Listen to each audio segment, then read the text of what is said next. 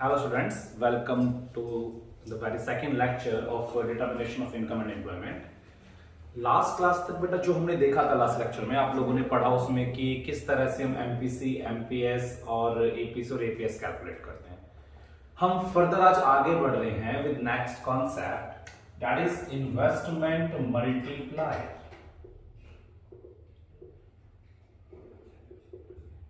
Investment multiplier also known as multiplier, इसे बेटा हम मल्टीप्लायर के नाम से भी जानते हैं। एज यू नो, जब किसी इकोनॉमी में कुछ एडिशनल इन्वेस्टमेंट की जाती है तो उससे इनकम भी जनरेट होती है।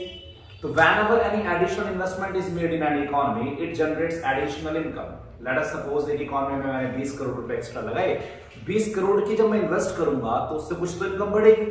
अब अगर 20 करोड़ की इन्वेस्टमेंट मैंने की और उससे मेरी इनकम 100 करोड़ बढ़ जाती है तो इट मींस क्या कि मेरी इन्वेस्टमेंट के 5 टाइम्स मेरी इनकम बढ़ी। दैट इज मल्टीप्लायर, कि इन्वेस्टमेंट के कितने गुना आपकी इनकम बढ़ती है। तो इन्वेस्टमेंट मल्टीप्लायर क्या है? It is the ratio of change in income to change in investment. बच्चे मल्टीप्लायर जो डिफाइन किया है वो केन्स ने किया है, केन्स ने। तो it is denoted by K, it is denoted by K. तो हम कह सकते हैं के equals to delta Y upon delta I. K जो होता है वो delta Y upon delta I होता है। डेल्टा वाई क्या है? डेल्टा वाई है चेंज इन इनकम और डेल्टा आई क्या है? डेल्टा आई है चेंज इन इन्वेस्टमेंट। तो आपको समझ में आ गया। अगर मैं छोटा सा यहां पे न्यूमेरिकल एग्जांपल इससे लूं, अगर मैं ऐसे बोलूं in an economy with the additional investment of 10 crore,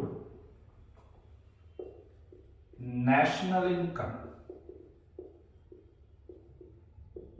rises by 40 crore. Calculate multiplier। तो मल्टीप्लायर की वैल्यू क्या होगी? तो बच्चे अभी हमने क्या देखा? एडिशनल इन्वेस्टमेंट कितने के? 10 करोड़ के। डेल्टा आई आप देख रहे हैं कितना है? 10 करोड़। और डेल्टा वाई कितना, उससे इनकम कितनी जनरेट हो रही है? 40 करोड़। क्या हम ये नहीं जानते कि k equals to delta Y upon delta I होता है, यानी 40 अपॉन में 10 दैट मींस 4। आपको दिख भी रहा है कि 4 गुना इनकम जनरेट हो रही है। बेटा आप स्क्रीनशॉट लेंगे या नोट करेंगे, जो भी करेंगे फटाफट से करेंगे।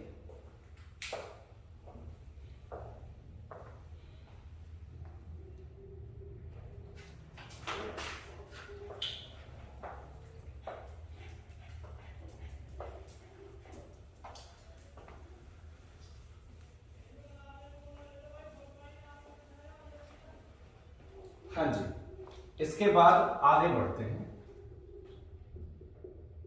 Relationship between K and MPC. बेटा एक थोड़ी सी बात मैं आपको यहां पीछे से लिंक करूंगा, जो एमपीसी का टॉपिक था। आप लोगों ने लास्ट क्लास में कुछ ऐसा देखा था कि कुछ ऐसी बातें मैंने आपसे करी थी, इनकम 0 और कंजम्पशन कुछ 50 है, कुछ व्हाटएवर कुछ भी ले सकता हूं मैं। इनकम 100 हो गया और कंजम्पशन मैंने मान लो 90 कर दिया, कुछ भी कर दिया। तो आप यहां से एमपीसी निकालना सीखा था आपने।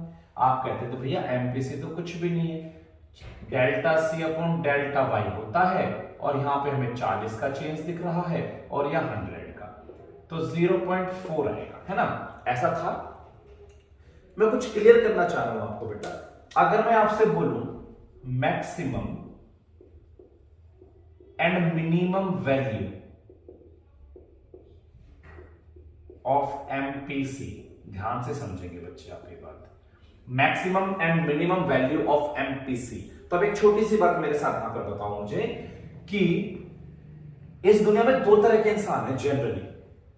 पहला, एक ऐसा कि जब इनकम बढ़ती है सारा खर्च कर देता है। देखो यहां पे सामने देखो, जीरो इनकम पर कंजम्पशन 50 था, जब इनकम 100 बढ़ गई तो एक इंसान तो ऐसा है अगर उसकी इनकम 100 बढ़ी उसने सारा ही खर्च कर दिया तो उसका मैक्सिमम खर्चा कितना हो सकता है 150। भाई 150 पार तो नहीं होगा ना, ऐसा तो नहीं है ना 160 हो जाएगा, 160 तो होना इम्पॉसिबल है क्योंकि इनकम 100 बढ़ी है तो खर्चे मैक्सिमम 100 ही बढ़ेंगे। अगर वो इंसान ऐसे नेचर का है तो आप देखो डेल्टा सी भी 100 है और डेल्टा वाई भी 100 है, तो एमपीसी कितना आएगा 1। दैट मींस एमपीसी की मैक्सिमम वैल्यू जो हो सकती है वो 1 हो सकती है, 1 से ऊपर कभी नहीं जा सकता। दूसरा, एक इंसान जो बहुत कंजूस है, जो इनकम बढ़ने पर भी देखो आपने देखा 0 पे 50 तो कर ही रहा था खर्च, हो इनकम 100 हो गई तो मैं कह रहा हूं भाई मैं नहीं करूंगा 1 रुपया भी खर्च, जो मैं कमा रहा हूं उतना ही खर्च करूंगा, तो इसका मतलब मेरा डेल्टा सी 0 है। तो अब एमपीसी की मिनिमम वैल्यू क्या है 0 है, तो एमपीसी की मिनिमम वैल्यू कितनी हो गई बच्चे 0। तो एमपीसी की वैल्यू जो होती है वो 0 to 1 वेरी करती है, 0 to 1। डन है बात। अब आप यहां देख रहे हैं relation between K and MPC. मैं आपसे बोलता हूं there is direct relation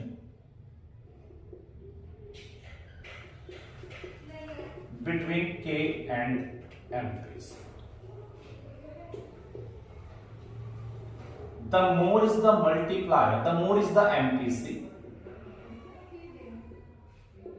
more will be multiplier. MPC ज्यादा होगा तो मल्टीप्लायर भी ज्यादा होगा, MPC कम होगा तो मल्टीप्लायर भी कम होगा। कैसे सर? बेटा K is equal to 1/1 minus MPC एक फॉर्मूला होता है, ठीक है, मैं भी प्रूफ भी करूंगा इस बात को। अगर MPC की वैल्यू 0.8 है तो आप जरा K की वैल्यू निकाल के चेक करिए प्लीज। तो 1/0.2 तो K आपका आया 5, तो K आपका क्या आया 5। तो आपने देखा MPC 0.8 था तो K की वैल्यू आपने कितनी आती है 5। अब MPC की वैल्यू थोड़ा कम लेके देखो एक बार, MPC 0.5 लेके देखो तो K 1/1 माइनस 0.5 तो K कितना आता है आपका 2 आता है। आप देख रहे हैं एमपीसी कम है तो मल्टीप्लायर भी कम है, एमपीसी ज्यादा है तो मल्टीप्लायर भी ज्यादा है। और हम खुद इंटेलिजेंट नहीं है क्या? एमपीसी क्या होता है? इंक्रीज इन इनकम का कितना पार्ट हम कंजम्पशन पर खर्च करते हैं।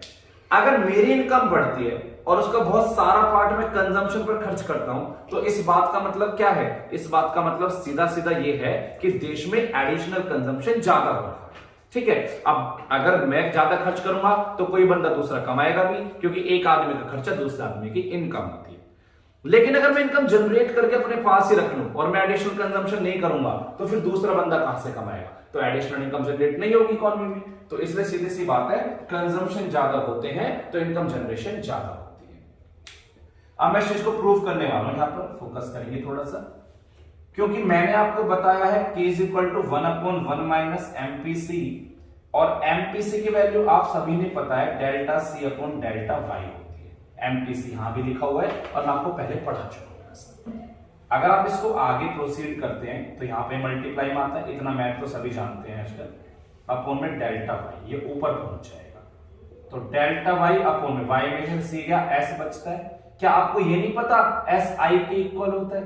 तो delta Y upon delta I मैं कह सकता हूं इसको। और K का फॉर्मूला क्या था अभी जो मैंने पीछे बताया था, अभी तो आपने पढ़ा था K delta Y upon delta I होता है, यानी कि these two things are same, तो इसका मतलब हमारा रिलेशन प्रूव्ड है यहां पर। डन है बात ये। तो हम K और MPC में इंटरचेंजिंग रिलेशनशिप आपस में समझ सकते हैं। अब मैं आपको इसके आगे बढ़ाने वाला हूं, बहुत छोटी सी जगह में मैं आपको बता दूंगा ये K and MPS relationship between K and MPS। बच्चे ये इनवर्सली रिलेटेड है, ये इनवर्सली रिलेटेड है। मोर MPS लेस मल्टीप्लायर, मोर MPS लेस मल्टीप्लायर। अभी आपने क्या पढ़ा? वी नो, अभी जस्ट चेक कर रहे थे K 1/1 माइनस MPC होता है, तो क्या K 1/1 में MPS नहीं हो सकता? क्यों? क्योंकि सर MPC और MPS तो मिलके एक बनाते हैं, और एमपीएस 1 माइनस एमपीसी होता है, इसीलिए तो मैं 1 माइनस एमपीसी बोलूं या 1 अपॉन एमपीएस बोलूं तो कोई फर्क तो नहीं पड़ता है। तो इसका मतलब एमपीएस और मल्टीप्लायर में नेगेटिव रिलेशनशिप होती है। You can have a screenshot, you can note also.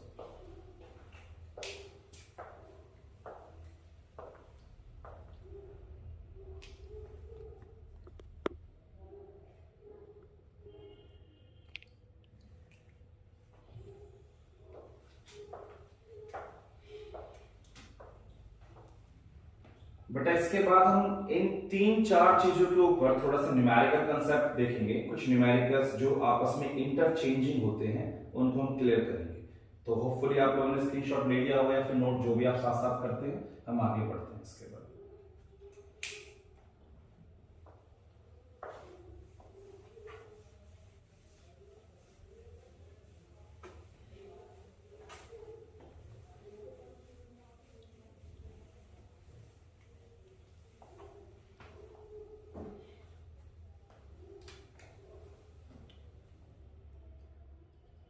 Question first. We are just having an example.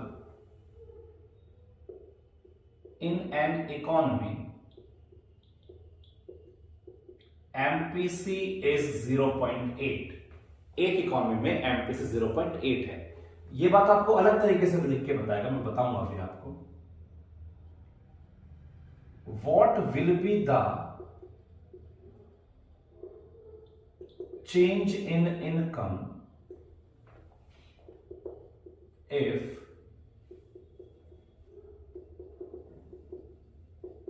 additional investment of 100 crore is made? अगर इकोनॉमी में 1000 करोड़ की एडिशनल इन्वेस्टमेंट की जाती है तो उससे इनकम में कितना चेंज आएगा? अब आप देखिए एमपीसी 0.8 है। आपको पता है ये लाइन क्वेश्चन में कैसे दे सकता है? 80% of increase in income is spent on consumption. अगर कभी ऐसा भी लिखा मिले तो समझ जाना कि मैंने बताया था कि जितनी इनकम बढ़ रही है उसका 80% हम कंजम्पशन पर खर्च करते हैं। इट मींस एमपीसी 0.8 है।